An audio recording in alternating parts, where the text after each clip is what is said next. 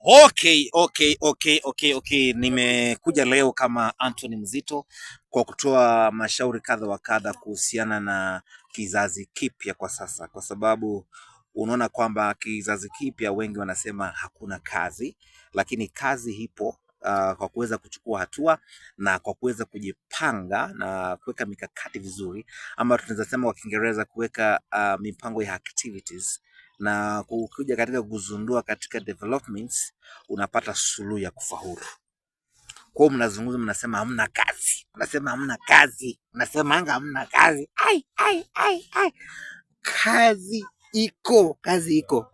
Utaniuliza kazi kwa nini iko kivipi? Kazi iko kwa sababu usilale sana. Matiktoka wenzangu, sisi tunafanya TikTok na tunafanya kazi na tunatafuta pesa.